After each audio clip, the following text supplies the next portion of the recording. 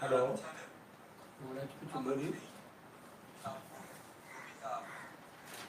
টিভিতে দেখছেন?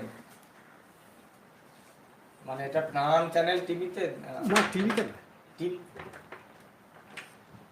Smart TV. Smart টিভিতে দেখা যাবে।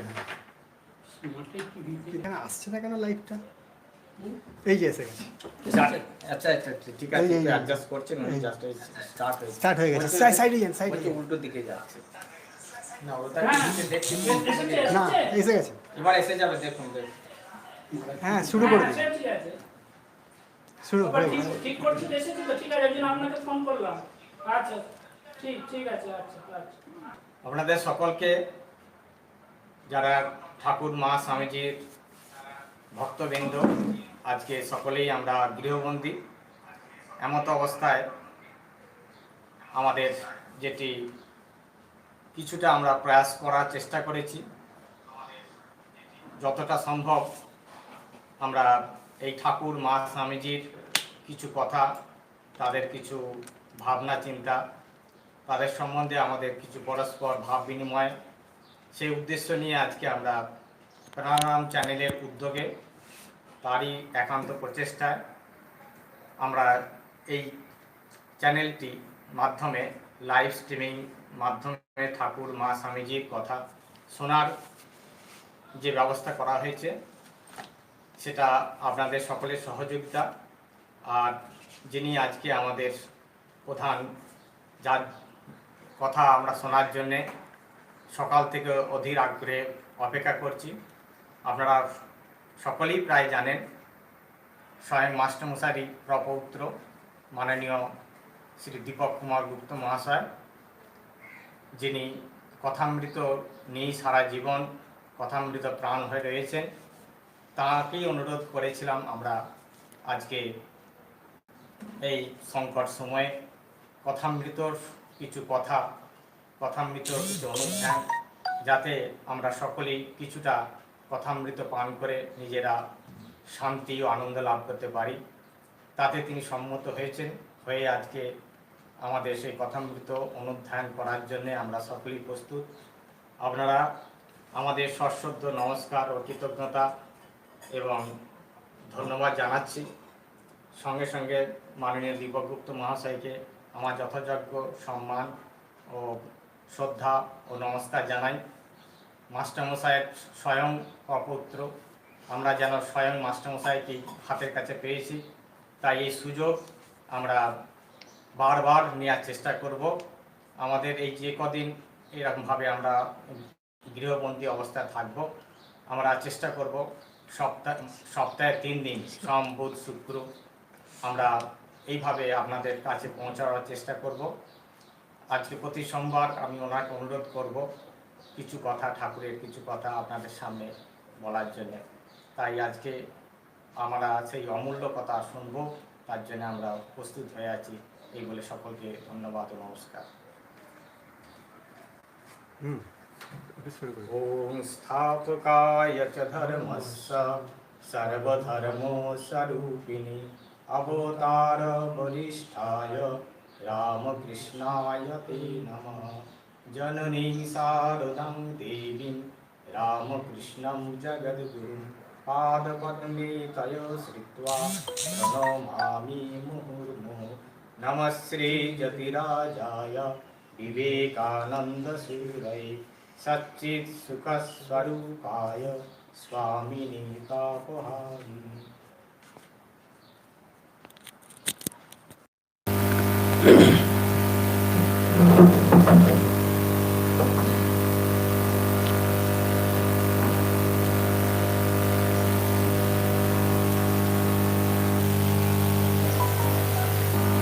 আমাদের রামকৃষ্ণ মঠ কথামৃত ভবনের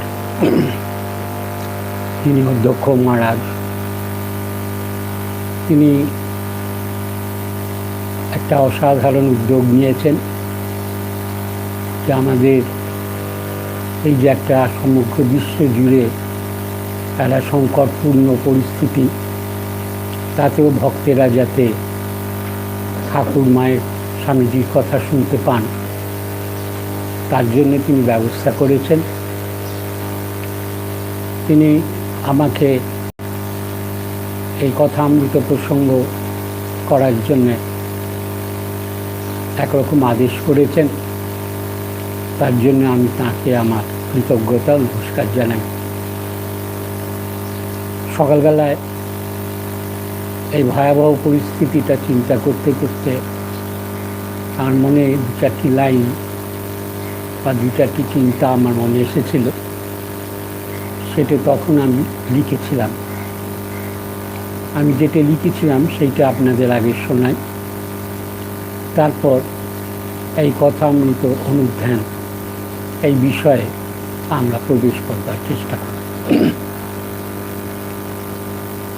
সমগ্র বিশ্ব জুড়ে যে সংকটপূর্ণ পরিস্থিতির সৃষ্টি হয়েছে তার থেকে পরিত্রাণ পাওয়ার জন্যে যে সকল ব্যবস্থা গৃহীত হয়েছে তার সাথে জগতের পিতা যিনি ঈশ্বর তাঁকেও স্মরণ বা চিন্তা করা আর তাঁর কাছে প্রার্থনাটাকে অত্যন্ত গুরুত্বপূর্ণ পদক্ষেপ বলে মনে করি। ছাত্রাবস্থায় এক কবিতায় পড়েছিলাম যে pray for the soul, more things are wrought by prayer than this world dreams of. অর্থাৎ প্রেয়ারের দ্বারা যা সম্ভব তা পৃথিবী কখনো ভাবতেই পারে না, স্বপ্নেও ভাবতে পারে। প্রেয়ারের এমনই যোগ। তা ঈশ্বর কাছে যে প্রেয়ার করব, সেই ঈশ্বরই তো এই যুগে শ্রীরামকৃষ্ণ রূপে জগৎ আবির্ভূত। তাই তাঁকেই চিন্তা করা আমাদের প্রধান ও আশু কর্তব্য। আবার এই যুগে শ্রীরামকৃষ্ণ চিন্তা করার সহজ উপায় হচ্ছে আমাদের কথামৃত অনুধ্যান। তাই আজকের এই পূর্ণ অপরাহ্নে শ্রী শ্রী ঠাকুর ও মা এবং স্বামীজি শ্রীমহাপ্রমুখ ঠাকুরের পার্শ্বদের এবং মঠ ও মিশনের পূজনীয় প্রেসিডেন্ট মহারাজকে প্রণাম করি, অন্যান্য সাধু মহারাজদেরও প্রণাম করি এবং সমগ্র বিশ্ববাসীর পরম মঙ্গল কামনা করি। কথামৃত মহাগ্রন্থের গোড়ার দিকে একটি বিশেষ অংশ অনুধ্যান করে সবার মনোবলকে বৃদ্ধি করার জন্য এবং এই সংকটপূর্ণ অবস্থা থেকে মুক্তি পাওয়ার জন্য শ্রী শ্রী ঠাকুরের কাছে প্রার্থনা করি। এইটি আমার মনের মধ্যে যেটা বিশ্বাস সেইটা আমি আপনাদের জানালাম। জানি আজকে মহারাজের অনুরোধে আমরা কথামৃতের একটা বিশেষ অংশ অনুধ্যান করতে চাই। এই যুগকথা শ্রীরামকৃষ্ণদেব 1836 সাল থেকে 1886 সাল মাত্র 50 বছর মানব শরীরে ছিলেন। তাঁর অবতার জীবনের শেষের দিকে 6-7 বছর তিনি তাঁর পার্শ্বদের নিয়ে, নরেন রাখাল, মাস্টার বলরাম প্রমুখ পার্শ্বদের নিয়ে তিনি লীলায় মেতে উঠেছিলেন। দক্ষিণেশ্বর কালী মন্দিরে, বলরাম মন্দিরে, নানা ভক্তগৃহে, ব্রাহ্ম সমাজের উৎসবে, পণ্ডিত দর্শনে, আবার যখন তিনি অসুস্থ তখন শ্যামপুকুর বাটিতে এবং কাশীপুর উদ্যান বাটিতে, এবং তিনি লোকশিক্ষার্থে অবিশ্রান্তভাবে কথামৃত বর্ষণ করেন। অবতার আবির্ভাবের ইতিহাসে শ্রীরামকৃষ্ণ পরমহংসদেবই একজন যিনি তাঁর সপার্ষদ লীলা এবং তার অমৃত কথাগুলি হুবহু লিপিবদ্ধ করার জন্য একজন নির্দিষ্ট লিপিকারকে সঙ্গে করে এনেছিলেন। সেই লিপিকারই হলেন মহেন্দ্রনাথ গুপ্ত বা শ্রীম। তিনি 1854 সাল থেকে 1932 সাল প্রায় 78 বছর মানব শরীরে বা শরীরেতে তিনি ছিলেন। তাঁর 1858 সালে যখন তার বয়স মাত্র 4 বছর, তখন তিনি তাঁর মার সঙ্গে একবার দক্ষিণেশ্বরেতে এসেছিলেন মাহেশের হ্রদ দেখে বাড়ি ফেরার পথে। তিনি যখন এলেন তখন গর্ভমন্দিরের সামনে যে চাতাল, সেখানে তিনি নিজের মাকে দেখতে না পেয়ে কেঁদে উঠেছিলেন। এই কান্নার আওয়াজ শ্রীরামকৃষ্ণদেবের কানে গিয়ে পড়েছিল। তিনি গর্ভমন্দির থেকে বেরিয়ে এসে তাকে কোলে করে আদর করে, ওই ছোট্ট বাচ্চা ছেলে আর কি তখন কোলে করে আদর করে তার মায়ের কাছে পৌঁছে দিই। শ্রীরামকৃষ্ণদেবের এটা তো শুধুই আদর নয়, তিনি তার অমৃত পরশের মাধ্যমে তার মধ্যে শক্তি সঞ্চার করেছিলেন, যে শক্তি সঞ্চারিত হয়ে তিনি পরে রামকৃষ্ণ কথামৃত রচনা করেছিলেন। এই যে ঘটনাটা ঘটছে তার ঠিক 24 বছর পরে তিনি শ্রীরামকৃষ্ণদেবকে দক্ষিণেশ্বরে প্রথম দর্শন করেন 26শে ফেব্রুয়ারি 1882 সালে। এই দিনেরই তার যে অভিজ্ঞতা, সেটি তিনি কথামৃত মহাগ্রন্থের একদম শুরুতেই বর্ণনা করেছেন। তাই আমরা 26শে ফেব্রুয়ারি 1882 সালের যে লীলাচিত্র, সেটিকে কথামৃতের জন্মদিন বলে একরকম বোধ করি। আর সেই 26শে ফেব্রুয়ারির দিনটি এই কথামৃত ভবনে রেগুলার পালিত হয়ে আসছে।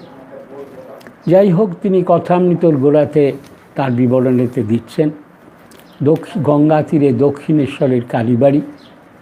সন্ধ্যা হয় ঠাকুরের ঘরে মাস্টার আসে উপস্থিত। মাস্টার দেখিলেন একঘর লোক নিস্তব্ধ হইয়া তাঁর কথামৃত পান করিতেছেন। অসাধারণ তাঁর দৈবী সংস্কার, আর তার সঙ্গে ছিল তার অন্তঃস্থিত রামকৃষ্ণ শক্তি।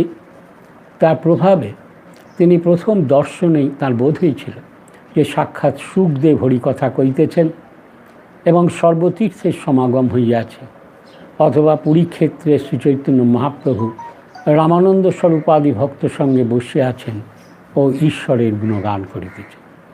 অর্থাৎ প্রথম দর্শনেই শ্রীরামকৃষ্ণদেবকে জ্ঞান ভক্তির অবতার সপার্শ্বদ লীলায় অবতীর্ণ বলে চিনতে পেরেছিলেন। তারপর তিনি ঠাকুরের সঙ্গে আলাপ করলেন। আলাপকালেতে তখন তিনি তার ভাবস্থ অবস্থা দর্শন করেছিলেন। আবার শুধু তাই নয়, যখন তিনি প্রণাম করে তার কাছ থেকে বিদায় নিচ্ছিলেন, তখন ঠাকুর বললেন, তুমি আবার এসো। এই আবার এসো, এই যে শ্রীরামকৃষ্ণদেবের আহ্বান, তার কানেতে দৈবী আহ্বানের মতন ঝঙ্কৃত হতে লাগলো। আর তিনি মনে মনে ভাবতে লাগলেন, এই সৌম্য কে, যার কাছে বারবার ফিরিয়া যাইতে ইচ্ছা হইতেছে? বেশ তো, কাল কি পরশু আবার আসব। এই বলে তিনি বাড়িতে ফিরে গেলেন। তিনি তো বাড়িতে গেলেন, কিন্তু শ্রীরামকৃষ্ণদেবের আকর্ষণ এবং আবার এসো, এই যে দৈবী আহ্বান, এর টানেতে তিনি ছটফট করতে লাগলেন। তিনি ভাবছেন যে কখন তিনি ঠাকুরের কাছে যাবেন। তিনি নিজেই কথামৃত এক জায়গায় দিচ্ছেন, তিনি বাড়িতে আছেন, কিন্তু নিশিদিন ভাবছেন কখন তিনি ঠাকুরের কাছে যাবেন। যাই হোক, তার 2-1 দিনের মধ্যেই, সম্ভবত 28শে ফেব্রুয়ারি 1882 সালে তিনি দ্বিতীয়বার শ্রীরামকৃষ্ণদেবের কাছে কথোপকথন, ঠাকুর যে উপদেশ তাঁকে দিয়েছিলেন, উপদেশের মধ্যে দিয়ে তিনি যে অমৃত কথা বর্ষণ করেছিলেন, সেটি আজকে আমাদের আলোচ্য বিষয় হবে। তাই আমরা দেখি তিনি দ্বিতীয় দর্শনে কথামৃতে কিরমভাবে উপস্থাপিত করছেন। তিনি দিচ্ছেন যে দ্বিতীয় দর্শন সকালবেলা 8টার সময়। সকাল 8টার সময় তিনি ঠাকুরের কাছে এসে উপস্থিত হয়েছেন। ঠাকুর তখন কামাতে যাচ্ছে, একটু তখন শীত আছে, তাই তার গায়ে মোলেস্কিনের র্যাপার। শ্রীরামকৃষ্ণদেবের গালেতে দাড়ি থাকত, কিন্তু তার এত কোমলাঙ্গ, এমনিভাবে সহজভাবে কামানো খুব শক্ত ছিল, যদি কেটে কুটে যায়। তাই জন্যে তিনি ঠিক আমরা যাকে কামান বলি সেরকম কামাতে পারতেন না, যাকে আমরা ট্রিম বলি সেইরকম ট্রিমিং করতেন। সেই নাপিতে সে সেই রকম ট্রিমিং করছেন। আবার শুধু তাই নয়, শীতকাল, তাই শ্রীরামকৃষ্ণদেবের গায়ে একটা মোল স্কিনের র্যাপারের কিনারা শালু দিয়ে মোড়া। মাস্টারকে দেখিয়ে বলিলেন, তুমি এসেছো, আচ্ছা এখানে এসে বসো। আমরা যে এই যে মোল স্কিনের র্যাপার বললাম, এই র্যাপারটি ঠাকুর প্রায়শই শীতকালেতে গায়ে দিয়েছিলেন। আর আমাদের পরম ভাগ্য যে এই মোলেস্কিনের র্যাপার এই শ্রীমঠ ঠাকুরবাড়ি কথামৃত ভবনে আজও সংরক্ষিত আছে এবং অসংখ্য ভক্ত সমগ্র বিশ্ব থেকে এসে এই মোলেস্কিনের র্যাপার দর্শন করেন। যাই হোক, তিনি মাস্টারমশাইকে দেখেছেন, দেখে তিনি মাস্টারমশাইকে বলছেন যে তুমি এসেছো, আচ্ছা এইখানে এসে বসো।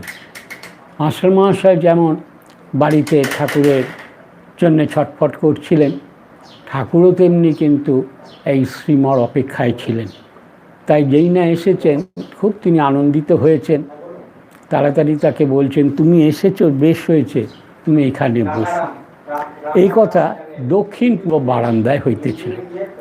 যারা দক্ষিণেশ্বরে যান তারা দেখবেন ঠাকুরের ঘরের পাশ দিয়ে যে দরজা দিয়ে বেরোলেই দক্ষিণ পূর্ব বারান্দা, সেই দক্ষিণ পূর্ব বারান্দায় শ্রীরামকৃষ্ণদেব কামাচ্ছেন এবং কামাবার সময় তিনি ঠাকুর তার সঙ্গে তিনি সেইখানেতে কামাবার সময় শ্রীমর সঙ্গে কথাবার্তা বলছেন। তা যখন কথাবার্তা বলছেন তখন সেখানেতে নাপিত যিনি তিনি এসে উপস্থিত। তো নাপিত তো সাধারণ মানুষ হবেন না, তার ভবিষ্যৎ পাল্টে যাবে, কারণ অত বড় অবতার পুরুষের তিনি গা স্পর্শ করছেন। শোনা যায় তিনি একরকম বৈরাগ্যের তাড়নায় সংসার ত্যাগ করে তিনি গৃহস্থের একেবারে যাকে বলে হয়েছিলেন, যে চলে গিয়েছিলেন, তার খোঁজ খবর পাওয়া যাচ্ছিল না, এইরকম তার অবস্থা হচ্ছে, তিনি নিরুদ্দেশ হয়েছিলেন। যাই হোক, নাপিত উপস্থিত হয়েছেন, সেই বারান্দায় ঠাকুর কামাইতে বসিলেন ও মাঝে মাঝে মাস্টারের সহিত কথা কহিতে লাগিলেন। গায়ে ওইরূপ র্যাপার, পায়ে চটি জুতা, সহস্র বদন। মাস্টারমশাই ঠাকুরের একদম আসল চেহারাটা বর্ণনা করছে। তিনি দিচ্ছেন শ্রীরামকৃষ্ণদেবের গায়েতে ওই রকম র্যাপার আছে, পায়েতে আবার চটি জুতো। যদ্দূর আমরা শুনেছি ওই যে চটি জুতো সেইটাই ঠাকুর বহুবার পরেছিলেন এবং এই চটি জুতো পরে তিনি বিদ্যাসাগর মশাইয়ের বাড়িতেও গিয়েছিলেন। সেখানে দেখবেন মাস্টারমশাই দিচ্ছেন ঠাকুরের পায়ে বার্নিশ করা চটি জুতো, আর তার সাথে শ্রীরামকৃষ্ণদেব সহাস্য বদনে আছে। এই যে চটি জুতোর কথা বললাম, এটাও আমাদের পরম সৌভাগ্য যে এই চটি জুতো বা ঠাকুরের পাদুকা আমরা বলি, সেটাও এই শ্রীমর কথামৃত ভবনেতে তার ঠাকুর ঘরেতে সংরক্ষিত আছেন। এই ভক্তেরা দেশ দেশান্তর থেকে এসে সেই পাদুকা দর্শন করে প্রণাম করেন। শ্রীরামকৃষ্ণদেবের এইসব জিনিসগুলো মাস্টার মহাশয় আমাদের সামনে তুলে ধরছেন। এইবার একটা বড় জিনিস তুলছেন, সেটি বলছেন কথা কইবার সময় কেবল একটু তোতলা। মাস্টার মহাশয় ঠাকুরের একদম ভিভিড ডেসক্রিপশান দিচ্ছেন। এইবার শ্রীরামকৃষ্ণদেব মাস্টারমশাইকে জিজ্ঞেস করছেন, মাস্টারের প্রতি, হ্যাঁ গা, তোমার বাড়ি কোথায়? মাস্টারমশাই বলছেন, আগে কলকাতায়। শ্রীরামকৃষ্ণদেব জিজ্ঞেস করছেন, আচ্ছা এখানে কোথায় এসেছো? ব্যাপারটা হচ্ছে এদিকে তিনি কামানোর ব্যাপারটাও চলছে, দক্ষিণ পূর্ব বারান্দায় কথাবার্তা হচ্ছে, আর সেখানেই ঠাকুর মাস্টারমশাইয়ের সঙ্গে কথা বলছে। তা জিজ্ঞেস করছেন, এখানে তুমি কোথায় এসেছো? মাস্টার বলছেন, এখানে বরানগরে বড় দিদির বাড়ি এসেছি, ঈশান কবিরাজের বাড়ি। এখন এই ঈশান কবিরাজ তিনি একজন বড়, যাকে আয়ুর্বেদের ডাক্তার, কবিরাজি ডাক্তার ছিলেন। তিনি শ্রীরামকৃষ্ণদেবকেও মাঝে মধ্যে তিনি দেখতেন, চিকিৎসা করেছিলেন। আর ওই অঞ্চলেতে ঈশান কবিরাজ বেশ প্রসিদ্ধ মানুষ ছিলেন। তাই যাতে ঠাকুর বুঝতে পারেন কোন বাড়িতে এসেছেন, তাই তাড়াতাড়ি বলছেন, আমি ঈশানের বাড়িতে এসেছি, ঈশান কবিরাজের বাড়ি।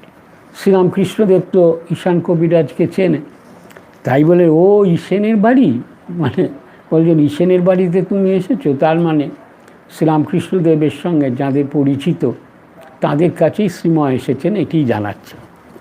এইবার শ্রীরামকৃষ্ণদেব তাকে জিজ্ঞেস করছেন, হ্যাঁ গা, কেশব কেমন আছে? কেশব মানে সে ব্রাহ্মণ নেতা ব্রহ্মানন্দ কেশবচন্দ্র সেন। এই ব্রহ্মানন্দ কেশবচন্দ্র সেনের সঙ্গে পারিবারিক সূত্রে সবাই কিন্তু জানার মানুষরা সব আছেন ওখানে। বললেন, হাঙ্গা কেশব কেমন আছে? বড় অসুখ হয়েছিল। শ্রীম শুনে বলছেন, আমিও শুনেছিলাম বটে, তবে এখন বোধহয় ভালো আছেন। এই যে কেশবচন্দ্র সেন, তাঁরই ভগ্নী সম্পর্কীয় যিনি নিকুঞ্জ দেবী, এই তিনি শ্রীমর স্ত্রী ছিলেন, পত্নী ছিলেন। তাই কেশববাবুর সঙ্গে এই শ্রীমরও একটা বিরাট সম্পর্ক ছিল এবং খুবই পরিচিতি লাভ করেছিল। শ্রীরামকৃষ্ণদেব মকে শোনাচ্ছেন, দেখো, আমি কেশবের জন্যে মার কাছে ডাব চিনি মেনেছিলাম। শেষ রাত্রে ঘুম ভেঙে যেত আর মার কাছে কাঁদতুম, বলতুম, মা, কেশবের অসুখ ভালো করে দাও। কেশব না থাকলে আমি কলকাতায় গেলে কার সঙ্গে কথা কব? তাই ডাব চিনি মেনেছিল। তাহলে দেখা যাচ্ছে শ্রীরামকৃষ্ণদেবও এই যে মানামানির ব্যাপারটা আমাদের আজও আছে, সে ডাব চিনি মেনেছিলেন কেশববাবুর যখন অসুখ করেছিল খুব তখন। মাস্টারমহাশয় কিন্তু ভেতর ভেতর খুব অবাক হচ্ছেন একটা কথা শুনে। সেই কথাটা কি না, তিনি বলছেন যে কলকাতায় গেলে কার সাথে কথা কব? মাস্টারমহাশয় ভাবছেন, কলকাতায় তো অনেক জ্ঞানীগুণী মানুষ আছেন, তা কেবল তিনি কেশববাবুই তাঁর কাছেতে এমন একজন যে তার সঙ্গে কথা কইতেই পারেন, আর অন্য কারোর সঙ্গে পারবেন না। আসল ব্যাপারটা ছিল এই, মানুষ অনেক জ্ঞানীগুণী হতে পারেন, কিন্তু ঈশ্বর অনুভূতি না থাকলে ঈশ্বরের বিষয় খুব ভালো করে সম্ভোগ করা যায় না। তা কেশববাবু এইরকম একটা ঈশ্বর অনুভূতি সম্পন্ন মানুষ ছিলেন। তাই জন্যই এনে কথাটা বলছেন, কেশব নইলে কার সাথে কথা কব। শ্রীরামকৃষ্ণদেবের কথামৃততেই আপনি দেখবেন ঠাকুর এইটি বেশ চমৎকার বলতেন, যার যেমন পুঁজি সে সেই অনুযায়ী জিনিসের দাম দেয়। যেমন জহরের অনেক টাকা দাম দেবে, কিন্তু যদি বেগুনওয়ালার কাছে যাও তার তো পুঁজি বেশি নেই, বেগুন হচ্ছে পুঁজি, বলবে 900 বেগুন দেবো। কাপড়ওয়ালার কাছে যাও, সে বলবে, দেখো, আমারও তো পুঁজি অত বেশি নয়, আমি 100 টাকা দিতে পারি। কিন্তু জহুরি যে, তার পুঁজি তো অনেক বেশি, সে জহরের মূল্য দিতে পারে। কেশববাবু সেই জহুরির দলে ছিলেন। তাই জন্যে শ্রীরামকৃষ্ণদেব ওই কেশববাবুর সম্পর্কে এতই চিন্তিত ছিলেন। তিনি আবার শ্রীমকে বলছে, হ্যাঁ গা, কুক সাহেব নাকি একজন এসেছে, সে নাকি লেকচার দিচ্ছে। আমাকে কেশব জাহাজে তুলে নিয়ে গিয়েছিল, কুক সাহেবও ছিল। আমরা একটু আগে বলছিলাম যে শ্রীম 26শে ফেব্রুয়ারি ঠাকুরের কাছে গিয়েছিলেন। তার ঠিক 2-3 দিন আগে এই কেশববাবু শ্রীরামকৃষ্ণদেবকে নিয়ে জাহাজে করে বেরিয়েছিলেন। আর সেই জাহাজে বেড়াবার সময় কুক সাহেব, তিনি একজন আমেরিকান স্কলার, বিরাট মানুষ। তিনি ভারতবর্ষতে ভ্রমণ করতে এসেছিলেন তখন কেশববাবুর সঙ্গে তার আলাপ হয়েছিল। এবং শুধু আলাপ নয়, কেশববাবুর সঙ্গে তার খুব একটা হৃদ্যতা জন্মেছিল। তা কেশববাবু যখন জাহাজে বেড়াচ্ছেন ঠাকুরকে নিয়ে, তখন সেই কুক সাহেব ছিলেন। এবং কুক সাহেব শ্রীরামকৃষ্ণদেবের যে কথাবার্তা এবং তার যে একটু ভাবাবিষ্ট অবস্থা, সে দেখে তিনি ভরেই মুগ্ধ হয়ে গিয়েছিলেন। আমরা যতদূর জানি, এই কুক সাহেব পরে তিনি যখন ফিরে যান 1893 সালেতে, ধরুন স্বামীজি যখন আমেরিকায় গিয়েছিলেন, তখন অনেকের সঙ্গেই তো তার দেখা হয়েছিল, পরিচয় হয়েছিল। তার মধ্যে এই কুক সাহেব একজন ছিলেন। কুক সাহেবের সঙ্গে স্বামীজির দেখা হয়েছিল। এবার শোনা যায় এই কুক সাহেবই একমাত্র একজন যিনি এই ঠাকুরকে দর্শন করেছিলেন। ওই যে কেশববাবুর জাহাজে গিয়েছিলেন, তিনি তার দর্শন করেছেন। সেই কুক সাহেব সম্পর্কে শ্রীমকে তিনি জিজ্ঞেস করছিলেন। মাস্টার মহাশয় বলেন, আগে এইরকম শুনেছিলাম বটে, তবে আমি তার লেকচার শুনিনি, আমি তার বিষয়ে বিশেষ কিছু জানি না। মাস্টারমশাই প্রচণ্ড ইনফরমেটিভ ম্যান ছিলেন।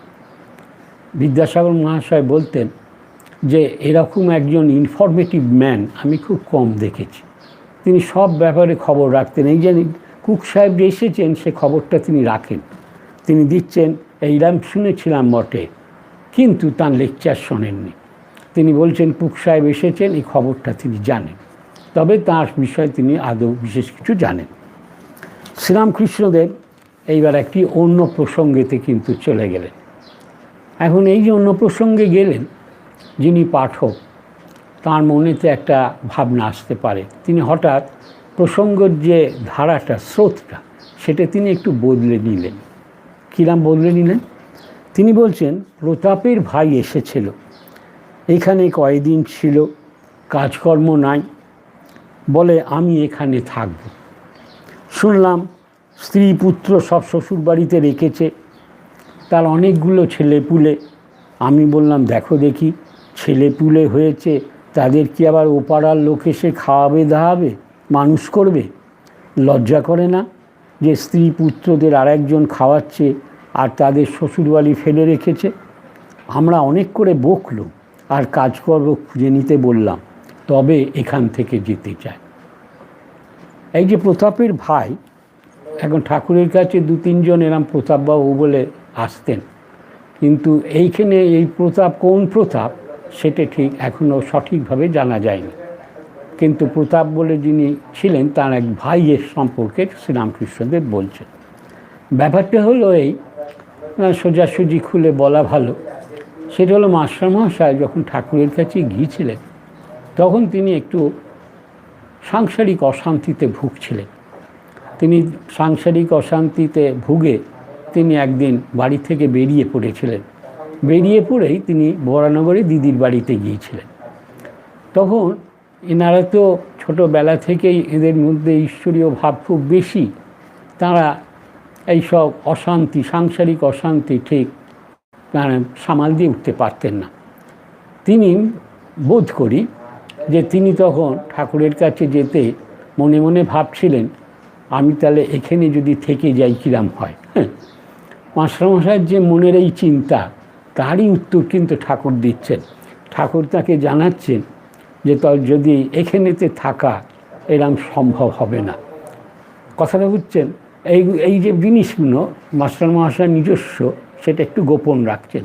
তার নিজের যে অনুভূতি, যে ভাবটা, সেটা এইটা ছিল যে এখানে এসে উনি থাকবেন, কিন্তু ঠাকুর ইনডাইরেক্টলি তাকে এই বলে জিনিসটা বানচাল করে দিল। এইবার মাস্টারমশাইকে দেখুন প্রশ্ন করছেন ঠিক তার সঙ্গে, আচ্ছা তোমায় জিজ্ঞেস করি, তোমার কি বিবাহ হয়েছে? দেখছেন অদ্ভুত ব্যাপার হচ্ছে, ঠাকুর তাকে জিজ্ঞেস করছেন তোমার কি বিবাহ হয়েছে? মাস্টারমশাই তিনি বলেন আজ্ঞে হ্যাঁ। কিন্তু যেই না বলেছেন আজ্ঞে হ্যাঁ, শ্রীরামকৃষ্ণদেবের তার কি রিয়াকশান, অদ্ভুত রিয়াকশান তিনি দিচ্ছেন। মাস্টারমশাই দিচ্ছেন শ্রীরামকৃষ্ণ শিহরিয়া, মানে তিনি ভয়ঙ্কর শিহরণ মেরেছে তার শুনে।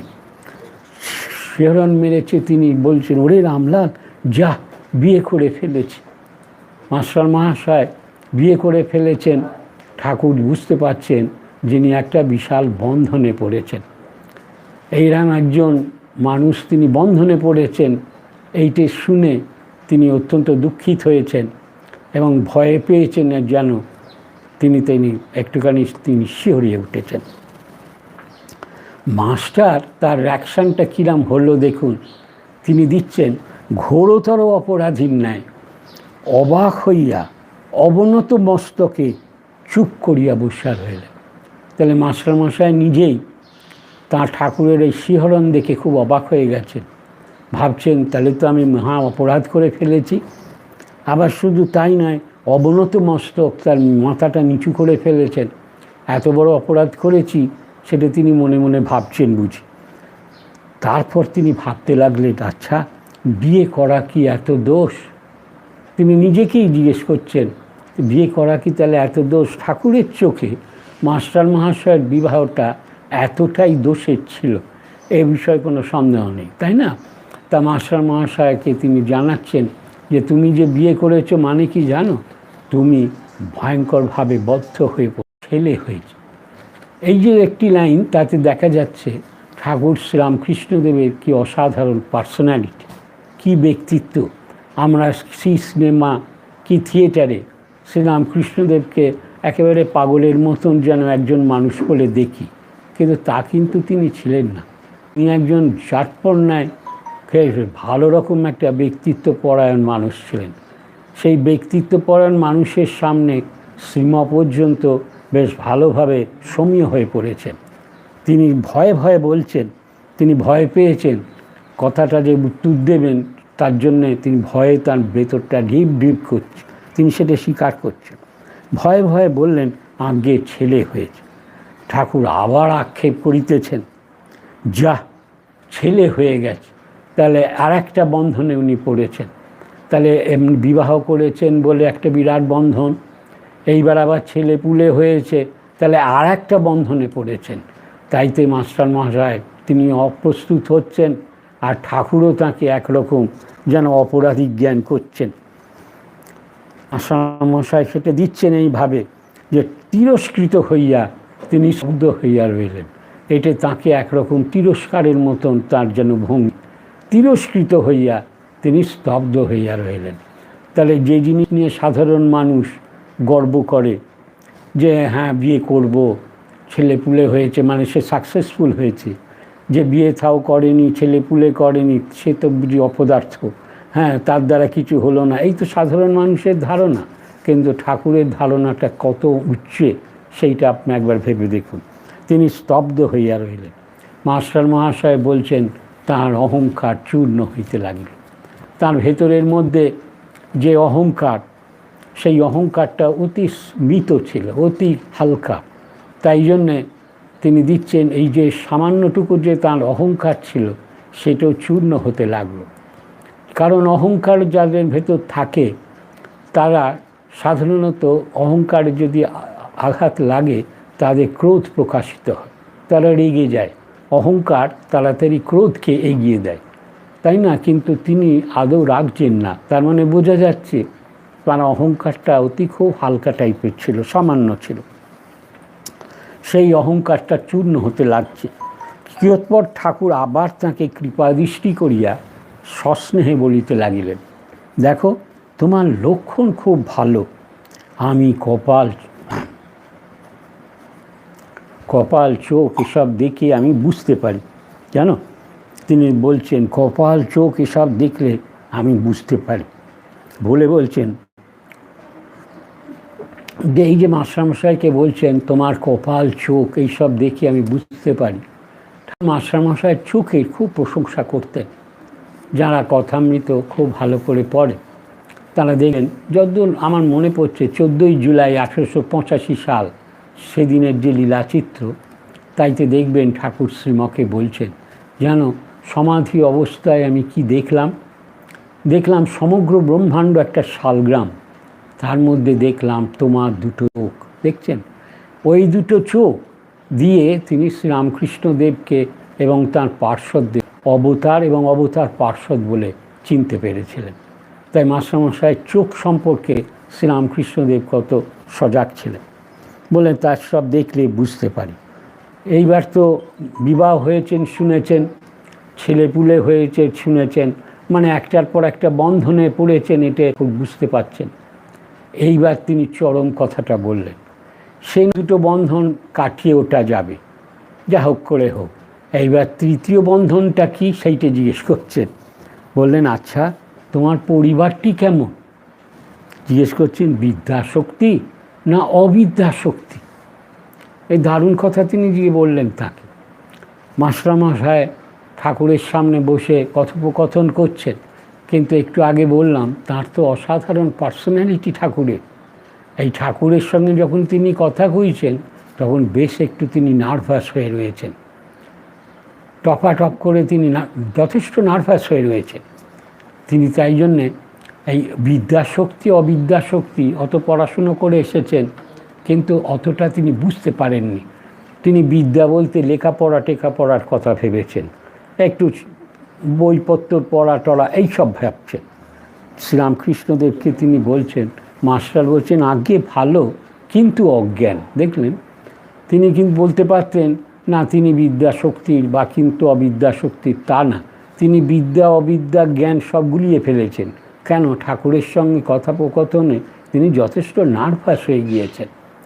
এটি কিন্তু মনে রাখতে হবে। এই নার্ভাসনেসের কারণটাই হলো এই যে ঠাকুরের ছিল এক অসাধারণ পার্সোনালিটি, তাঁর ব্যক্তিত্ব ছিল অসাধারণ, তাই না?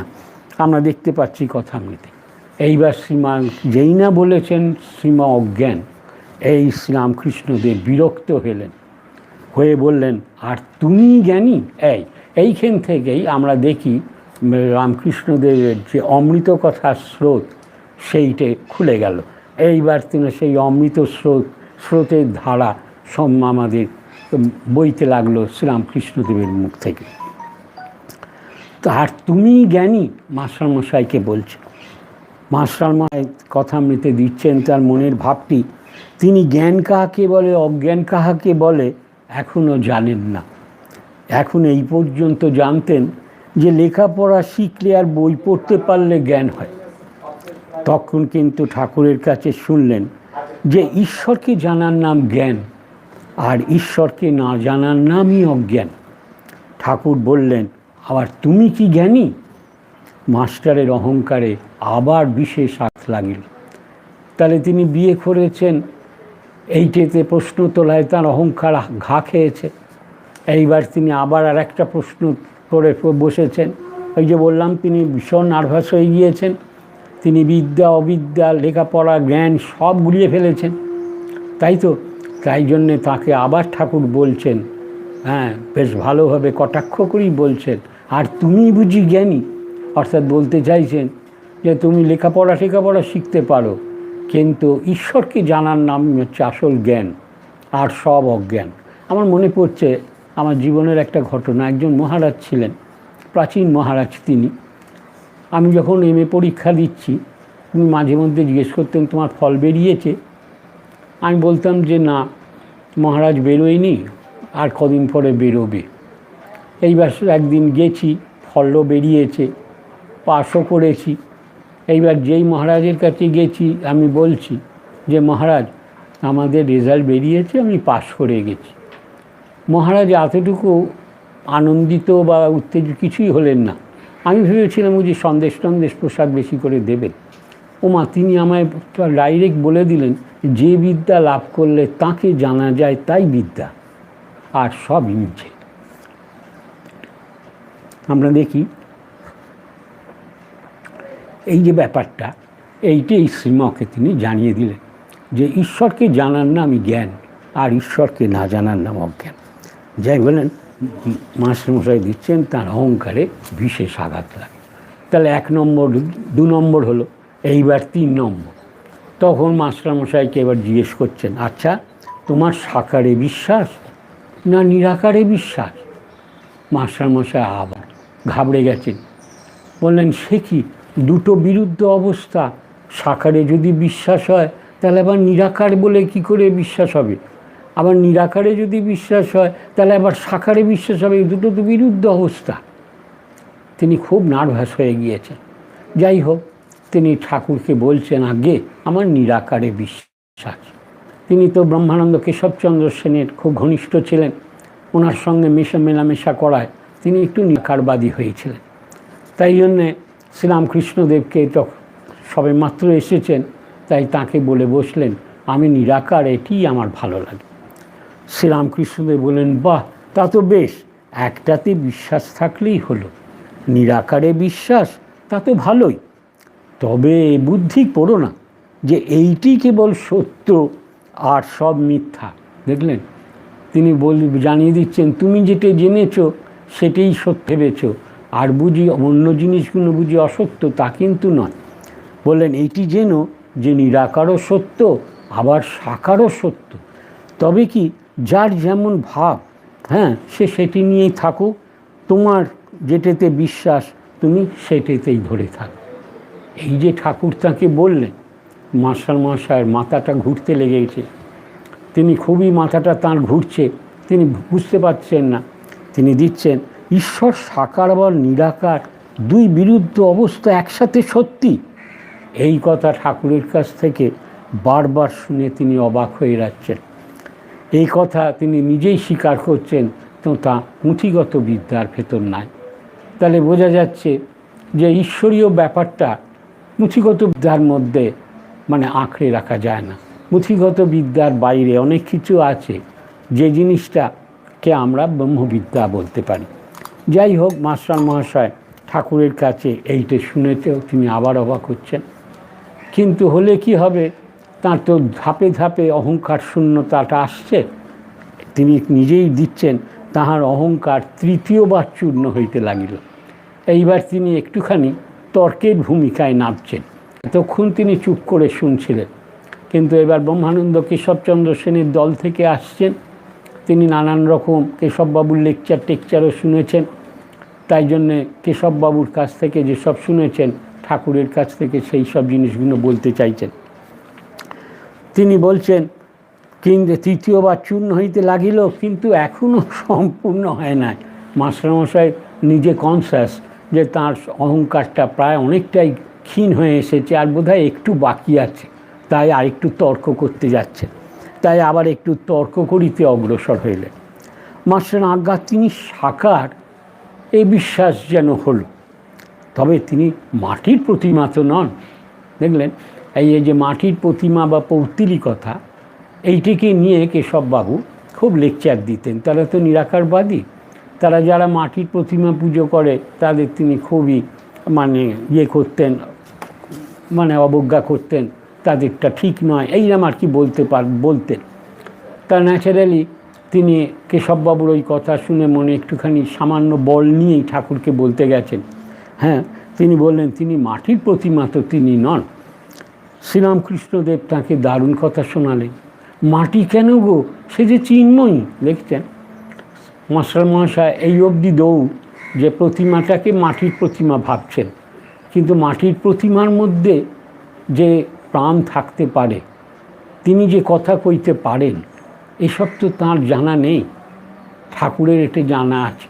তাই ঠাকুর তাঁকে বলছেন মাটি কেন গো, সে যে চিন্ময়ী, তার ভিতর প্রাণ আছে, তিনি যে কথাবার্তাও কইতে পারেন, এবং তিনি তাই কথাবার্তাও শুনেছেন। তাই বললেন চিন্ময়ী। মাস্টার চিন্ময়ী প্রতিমা ঠিক বুঝিতে পারিলেন না। দেখছেন মাস্টার মহাশয় ইজ ভেরি ট্রুথফুল। তিনি ভারী সত্যনিষ্ঠ মানুষ। যা মনের ভেতর হচ্ছে সেটা তিনি অকপটে প্রকাশ্যে জানাচ্ছেন। মাস্টার চিন্ময়ী প্রতিমা বুঝিতে পারিলেন না। বলিলেন, আচ্ছা, যারা মাটির প্রতিমা পুজো করে তাদের তো বুঝিয়ে দেওয়া উচিত যে মাটির প্রতিমা ঈশ্বর নয়, আর প্রতিমার সম্মুখে ঈশ্বরকে উদ্দেশ্য করে পুজো করা, তবে মাটিকে পুজো করা উচিত নয়। মাস্টার মশাই এইসব কেশববাবুর দল থেকে এসেছেন, কেশববাবুর কাছ থেকে সব শুনে এসেছেন নিরাকারবাদীদের কথা, ব্রাহ্ম সমাজের কথা।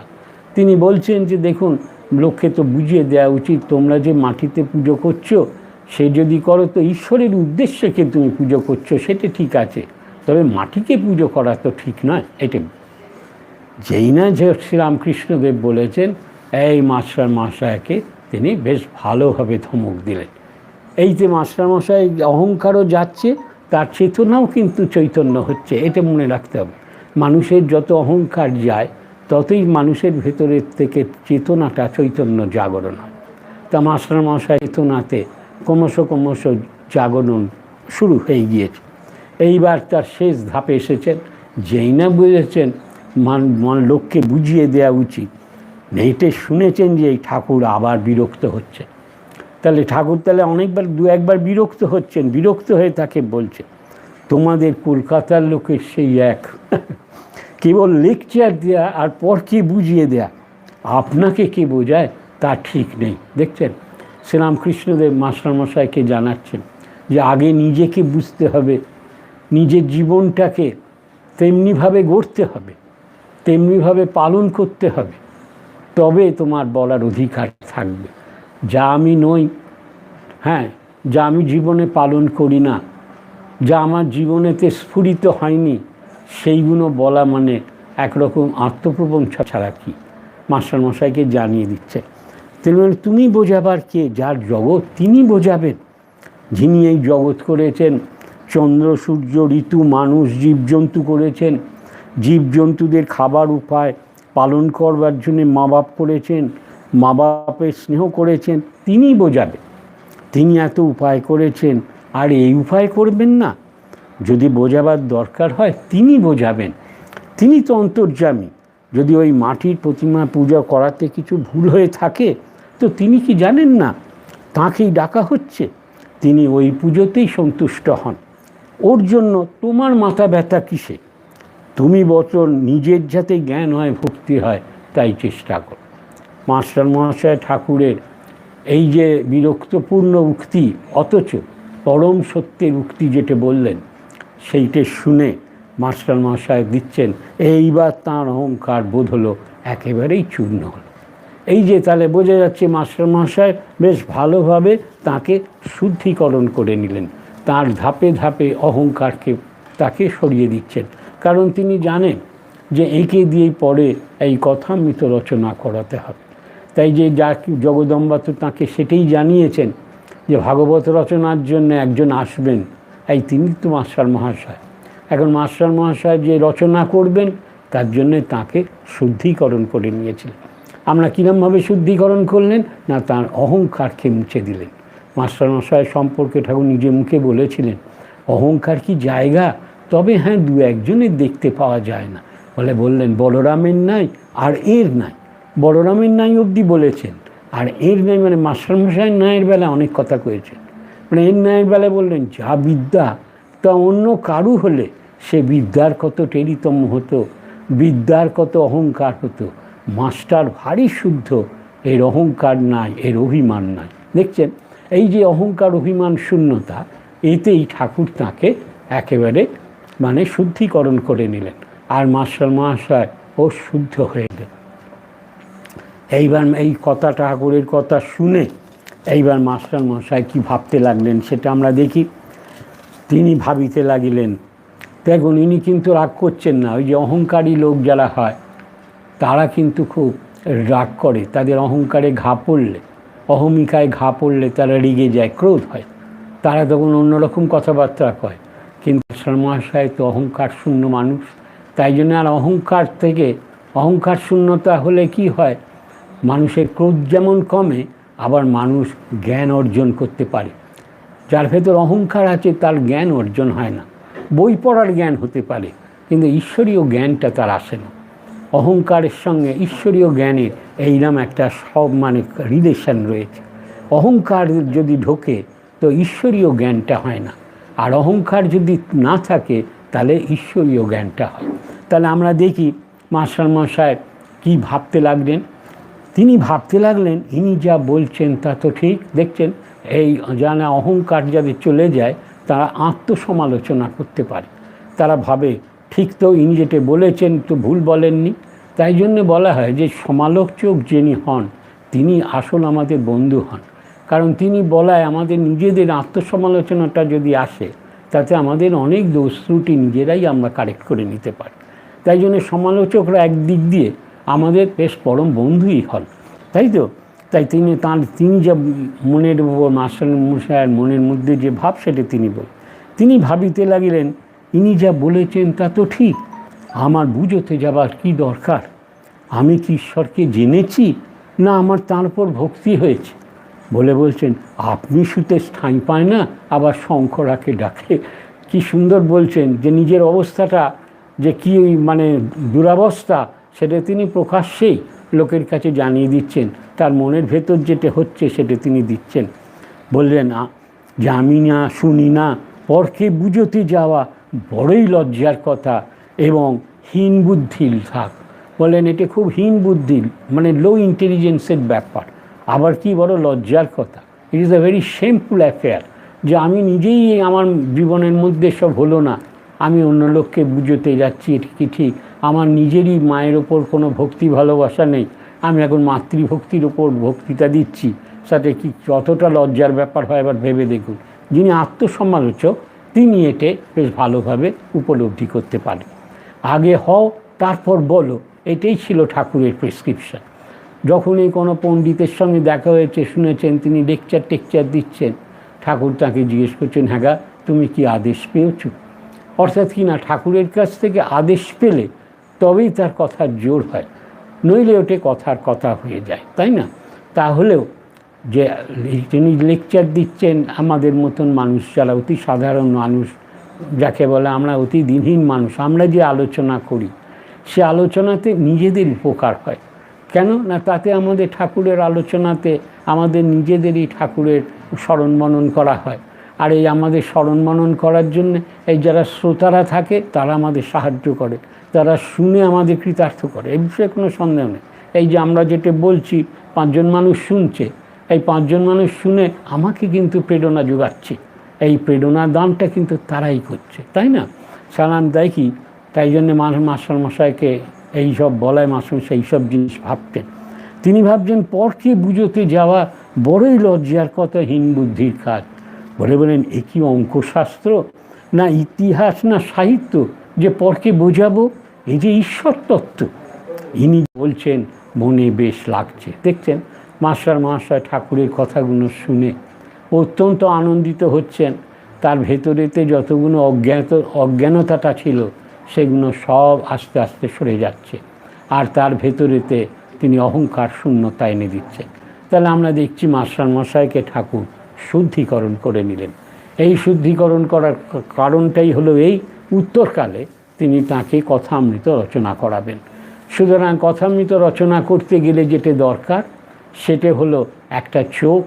মাস্টারমশাইয়ের যে চোখটা ছিল, তাকে বললেন না তোমার চোখ দেখে আমার বড় ভালো লেগেছে। ওই চোখ হলো সেই ব্রহ্ম যে শিলাগ্রাম না আছে না, নারায়ণ শিলা, তাহলে তার ভেতরে যে চোখ, সেই শিলাগ্রামের চোখ দিয়ে তিনি শ্রীরামকৃষ্ণদেবকে দেখেছেন, তার লীলাকে দেখেছেন।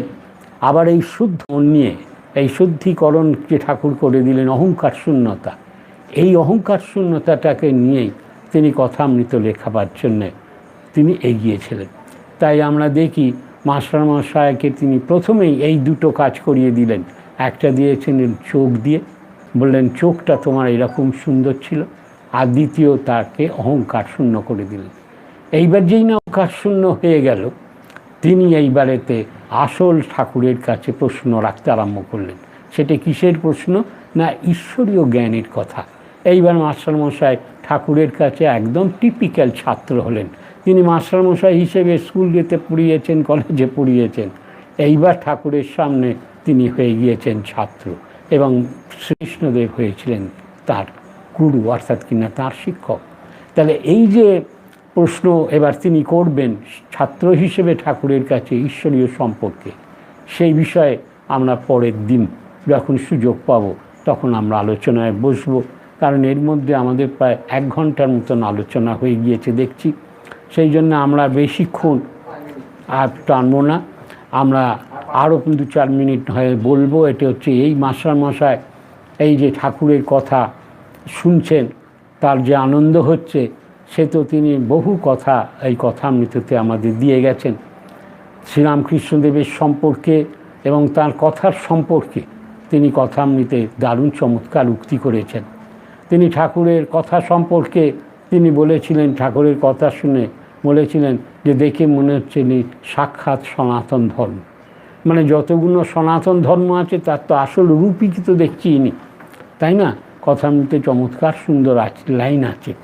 তিনি দিচ্ছেন যে বাহিরে তিনি দিচ্ছেন বহির্জগতেতে যে আকাশেতে তার আকাশ, অগাধ আকাশ দেখা যাচ্ছে, নিম্নেতে পবিত্র সলিলা গঙ্গা, যার তীরে আর্য ঋষিগণ একদিন ভগবানের চিন্তা করিয়াছেন। আবার বলছেন আসিয়াছেন একজন মহাপুরুষ, সাক্ষাৎ সনাতন ধর্ম বলে বলছেন এরূপ দর্শন মানুষের কপালে সর্বদা ঘটে না। বললেন এই মহাপুরুষে কাহার না ভক্তির উদ্রেক হয়, কোন পাষাণ হৃদয় না বিগলিত হয়। মাস্টারমশায় চেহারা সম্পর্কে এটা বলছেন। আবার তার কথা সম্পর্কে দারুণ কথা কয়েছেন কথামৃতে। তিনি বলছেন যাঁর সমগ্র জীবন বেদময়, যাঁর শৃঙ্খনিসৃত বাক্য বেদান্ত বাক্য, যাঁর শ্রীমুখ দিয়ে শ্রী ভগবান কথা কন, যাঁর কথামৃত লইয়া বেদ বেদান্ত ভাগবত গ্রন্থ আকার ধারণ করে, সেই অহেতুক কৃপাসিন্ধু সচ্চিদানন্দ গুরুরূপে আবির্ভূত হইয়া নিভৃতে কথা কইতেছেন। এক একটি কথা যেন বিবিধ বর্ণের মণিরত্ন, যে যা পাইতেছেন কুচর পরিপূর্ণ করিয়া তুলিতেছেন। এত ভার বোধ হইতেছে যে উঠা যায় না, ক্ষুদ্র ক্ষুদ্র আধার তাই সহজে ধারণা হয় না। সৃষ্টির আদি থেকে মানুষের জীবনে যত রকম সমস্যার উদয় হইয়াছে সব সমাধান হয়েছে। তাহলে আমরা দেখছি মানে আমাদের হিউম্যান লাইফের যত রকম সমস্যা আছে তা আমরা তার সমাধান কিন্তু কথামৃতে পাই। আমরা অনেকের মুখেই শুনেছি, নিজেরও হয়েছে। আমার একটা সমস্যায় ভুগছি, যেই না কথামৃত পাতা উল্টোলাম ঠিক সেই সমস্যাটা ওই জায়গায় লেখা আছে যে কীরমভাবে সমাধান করতে হবে। এইরমভাবে ঠাকুরের লীলা সূক্ষ্মভাবে চলেছে জগতে। সেই জন্যই আমরা বলছিলাম যে এত বড় যে একটা অভূতপূর্ব পরিস্থিতি সৃষ্টি হয়েছে, সেখানে এই ঠাকুরের চিন্তা করলে তার যে শক্তি, সে শক্তিতে আমাদের অনেকটা মনোবল বৃদ্ধি হবে। আবার সেই শক্তিতে আমাদের মনে হয় যে ভাইরাস আমাদের সমগ্র বিশ্বে আক্রমণ করেছে, সেই ভাইরাসে তো আপাতত নির্মূল হতে পারে। সেই জন্যই বলছিলাম যে যে সমস্ত ব্যবস্থা গ্রহণ করা হয়েছে তার সাথে এই যে কথামৃত অনুধ্যান করলেও যে যথেষ্ট ফলপ্রসূ হবে সে বিষয়ে কোনো সন্দেহ নেই। এই বিশ্বাসের জোরেই আমরা আজকে এই কথামৃত অনুধ্যানের এই অংশটি আপাতত আলোচনা করলাম। পরের অংশ যেটি থাকছে, অর্থাৎ কিনা এইবার শ্রীমৎ ছাত্র হিসেবে এই ঈশ্বরীয় জগতের যে নানা প্রশ্ন ঠাকুরকে তিনি করবেন আর ঠাকুরের কাছ থেকে কী উত্তর পাবেন, সেটা আমরা পরের অকস্মানে ঠাকুরের ইচ্ছা হলে আমরা সেটি আবার আলোচনা করে ধন্য হব। এই বলে আজকে আমরা ঠাকুর মা স্বামীজি মহারাজজি ও ঠাকুরের পার্শ্বদবৃন্দ তাঁদের প্রণাম করি, এবং যারা সব শুনছেন তাঁদেরও আমি আমার শ্রদ্ধা ভালোবাসা জানাই। আর এখানকার যিনি অধ্যক্ষ মহারাজ আমাদের এইরকম একটা ব্যবস্থা করেছেন, তাকে আমাদের শতকোটি নমস্কার জানিয়ে আমাদের আলোচনায় আপাতত এখানে শেষ করছি। জয় রামকৃষ্ণ। আমরাও আজকে সকলে সমস্তভাবে ঠাকুর মা স্বামীজির কাছে প্রার্থনা জানাই, মাননীয় দীপক গুপ্ত মহাশয়ের এইভাবে আমাদের শ্রী শ্রী রামকৃষ্ণ কথামৃত তিনি আমাদের সামনে পরিবেশন করে আমাদেরকে এই কথামৃত সাগরে অমৃত পান করাবেন, এবং তার জন্যে ঠাকুর মা স্বামীজির কাছে আমাদের প্রার্থনা তিনি ওনাকে দীর্ঘায়ুভাবে সুস্থভাবে রাখুন আমাদের মধ্যে, যাতে আমরা এইভাবে কথামৃত শুনে আমরা নিজেরাও কথামৃতের সাগরে ডুবতে পারি। আবার আমরা এই পরবর্তী সোমবারে এর পরবর্তী অংশ থেকে আমরা শোনার চেষ্টা করব। যতদিন আমরা এইভাবে গৃহবন্দী আছি, এটি আমি ওনাকে অনুরোধ জানিয়েছি, উনি নিশ্চয়ই আমাদের এই অনুরোধ রাখবেন। সকলের প্রার্থনা, আপনারা সকলেই সেই আগ্রহ নিয়ে আমাকে জানিয়েছেন লাইভ চ্যাটে যে আমরা এটি যেন বন্ধ না হয়, ওনাকে অনুরোধ করতে। সেটাই ওনাকে আপনাদের হয়ে আমি সকলের অনুরোধ ওনার কাছে পৌঁছে দিলাম। নমস্কার। জয় রামকৃষ্ণ। দারুণ হয়েছে।